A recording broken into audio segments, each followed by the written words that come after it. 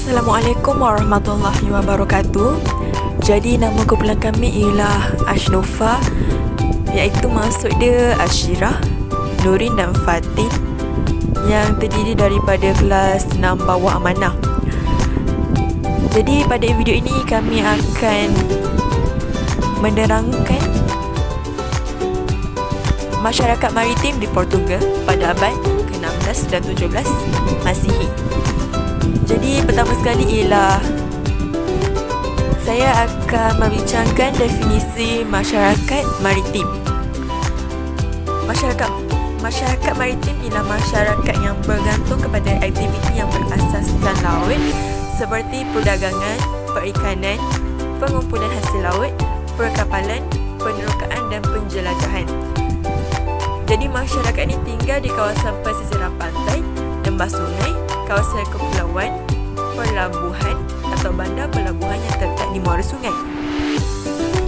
Jadi pelabuhan ini mestilah dilengkapi dengan pelbagai kemudahan seperti tempat menyimpan barang, tempat penginapan, bekalan air dan pusat berjual beli.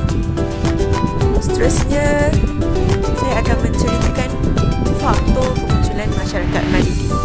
Jadi sebenarnya faktor ni ada banyak, ada 8. Tapi di video ini saya akan menerangkan 4 saja, iaitu kedudukan geografi, penemuan baharu, kestabilan politik dan peranan Putera Henry.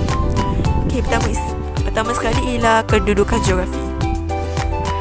Okey, kedudukan Portugal ini ialah yang berhampiran dengan laut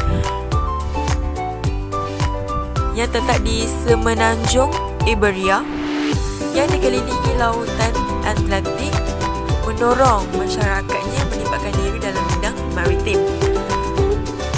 Pelabuhan yang baik seperti Lisbon dan Antwerp memainkan peranan sebagai pusat pengedaran barang dagangan. Pelabuhan ini juga memainkan peranan penting sebagai pusat pengagihan rempah ratus yang dibawa dari timur kepada pedagang Eropah. Okey, jadi di slide ni kita boleh nampak ada peta dan gambar Pelabuhan Lisbon hari ini dan Pelabuhan Lisbon suatu ketika dahulu. Jadi benda ini boleh dijadikan sebagai rujukan lah. Okey, seterusnya ialah kestabilan politik. Kestabilan politik yang menyebabkan Raja Portugal dapat memberikan tumpuan kepada kegiatan maritim. Raja daripada dinasti Avis memberikan galakan kepada masyarakat Portugal untuk melibatkan diri dalam bidang perkapalan dan perdagangan. Hal ini kerana keadaan politik di negara Eropah yang lain seperti Itali, Perancis, Spanyol dan England yang tidak stabil. Oleh disebabkan perkara tersebut, perkembangan ini memberikan ruang pada Portugal untuk muncul sebagai kuasa maritim di Eropah. Faktor yang seterusnya ialah peranan Putera Henry. Putera Henry merupakan tokoh yang memainkan peranan dalam bidang penerokaan dan penjelajahan. Beliau merupakan seorang saintis dan bekas tentera salib yang mempunyai pengetahuan dalam ilmu kartografi. Putera Henry ini juga digelar Henry the Navigator yang telah mengasaskan sebuah institusi pelayaran di Sagres. Institusi ini memainkan peranan dalam memberikan latihan dan kemahiran kepada Portugal. Di samping itu, institusi ini juga menjalankan penyelidikan, penciptaan peralatan pelayaran dan membina serta membaiki kapal. Faktor seterusnya ialah penemuan baharu. Pelayar Portugal mencipta peralatan seperti astrolabe, carta pelayaran, kompas magnetik dan reka bentuk kapal. Jadi kompas magnetik digunakan untuk menentukan arah pelayaran, manakala astrolabe digunakan sebagai menentukan longitude.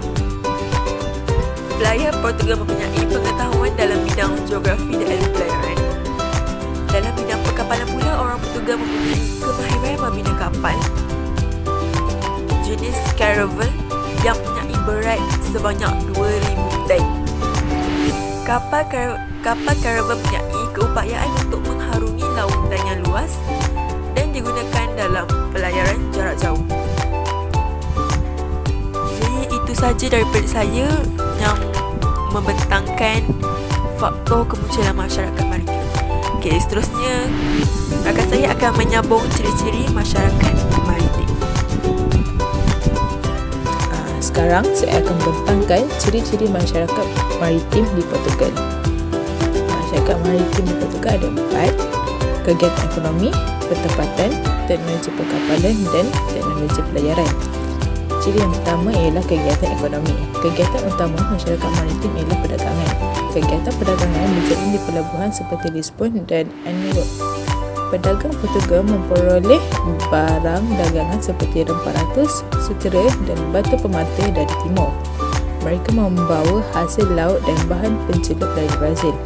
Selain berdagang, mereka juga menjalankan aktiviti seperti menangkap ikan dan mengumpul hasil laut. Ciri yang seterusnya ialah pertempatan. Masyarakat maritim Portugal tinggal berhampiran pesisiran pantai dan lepas sungai dan kepulauan. Kedudukan berhampiran dengan laut memudahkan mereka menjalankan aktiviti seperti perdagangan, menangkap ikan dan mengumpul hasil laut. Selain itu, masyarakat maritim juga tinggal di pelabuhan yang terletak di muara sungai. Antara pelabuhan yang terkenal ialah Lisbon dan Antwerp. Pelabuhan tersebut memainkan peranan sebagai pusat pengumpulan dan mengedar barang dagangan Portugal. Ciri yang seterusnya ialah teknologi perkapalan. Masyarakat maritim mempunyai kemahiran dalam membina kapal dan perahu. Sebagai contoh, masyarakat maritim di Portugal mempunyai kemahiran membina kapal sejenis karavel seberat 2,000 tan dan menggunakan teknologi tinggi, dan kapal karavel digunakan untuk pelayaran jarak jauh. Ciri yang terakhir ialah teknologi pelayaran. Tokoh yang memainkan peranan dalam perkembangan teknologi pelayaran ialah Putera Henry. Beliau telah mengasaskan sebuah sekolah pelayaran di Sangret dan dapat memberi latihan kepada ahli pelayar dan jurumudi. Sekolah ini juga terlibat dalam pencipta pelbagai jenis peralatan pelayaran, antaranya ialah kompas magnet dan carta pelayaran. Kewujudan sekolah ini juga membolehkan masyarakat Portugal terdedah kepada ilmu nautika. Sekian, terima kasih. Seterusnya ialah sumbangan masyarakat maritim. Sumbangan masyarakat maritim terbahagi kepada 4, iaitu penjelajahan, penjajahan, perdagangan dan penyebaran agama Kristian. Bagi sumbangan yang pertama, iaitu penjelajahan, pelayar Portugal telah berjaya menyeberangi Selat Gibraltar dan menawan pantai barat Afrika. Pada pertengahan abad ke-15, pelayar Portugal berjaya menguasai Kepulauan Madeira dan Azores. Diego Cam berlayar sejauh 1,400 batu sepanjang pantai barat Afrika antara tahun 1482 hingga 1484. Pada tahun 1487, Bartolomeu Dias memulakan pelayaran dengan 3 buah kapal dan berjaya mengelilingi Tanjung Harapan. Vasco da Gama mula melancarkan ekspedisi ke timur dengan 4 buah kapal seberat 120 tan berserta 180 orang pelayar. Pada tahun 1497, Vasco da Gama berjaya mengelilingi Tanjung Harapan dan berlayar sepanjang pantai hingga ke Malindi. Dari Malindi, Vasco da Gama berjaya merentasi Lautan Hindi dengan bantuan Ibn Rajib dan berjaya sampai di Calicut, India pada tahun 1498. Kejayaan Vasco da Gama meletakkan asas bagi Portugal melakukan penjelajahan ke Asia Tenggara, China dan Jepun.